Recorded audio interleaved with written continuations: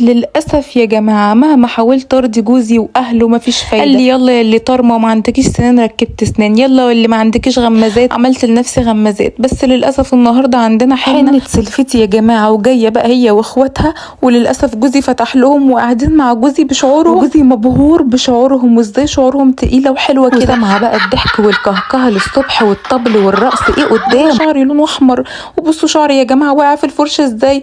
رحت بصراحه حاولت ان انا اجرب البس الباروكه ما ينفعتش، شكلي غريب جدا شبه السلعوه. وطبعا صوت الضحك ده عليا وعمالين يخبطوا على الباب. رحت متصله بسلمى بصراحه، قلت لها يا سلمى والنبي الحقيني شعري خفيف يا جماعه، شعري بيقع بطريقه مش طبيعيه. عملت تحاليل وخدت فيتامينات مفيش فايده.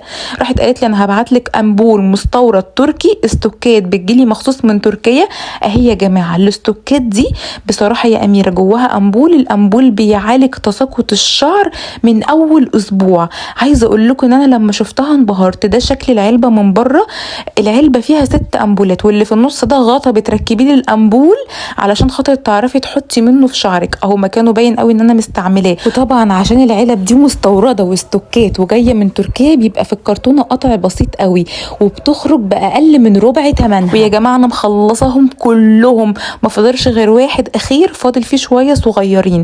الامبول ده بقى بيعمل ايه؟ الامبول ده يا جماعه بيوقف التساقط حرفيا.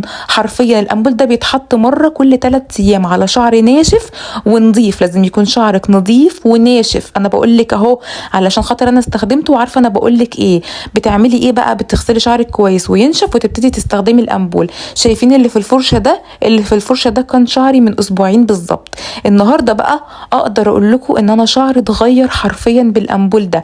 بفكه كده وببتدي احط الوش اللي معايا ده بتاع الاستخدام، وهوريكي دلوقتي ببخ ازاي. الامبول ده يا جماعه بيقضي معايا 3 مرات. انا بعمل من الامبول ده مره واحده بس كل 3 ايام، يعني الامبول بيقعد معايا 3 مرات. فلو قلنا ال6 امبولات دول هيقعدوا معاكي شهرين بالظبط. يعني ممكن العلبه دي تجيبيها شركه انت وسلفتك، انت واختك، انت وجوزك، انت وابنك، انت وبنتك، يعني براحتك. انا هنا كنت بوريكي ازاي بستخدمها. بحطها على الشعر كده وادلج بيها الشعرايه. خلاص كده انا كده خلصت الجلسه بتاعتي. بتبقى كل 3 ايام مره. هو كمان خالي من المينوكسيديل اللي لو وقفتي المنتج فجاه شعرك ما يرجعش يقع تاني، مستحيل يقع تاني لان كله فيتامينز طبيعيه. ما تنسيش تعملي لايك. عايزه اقول لكم ان فعلا سمك الشعرايه بيتغير حرفيا وبيدي لمعه للشعر رهيبه، زائد انه بيوقف التساقط. فبجد يعني كل الحاجات الحلوه فيه. بس كده، باي باي.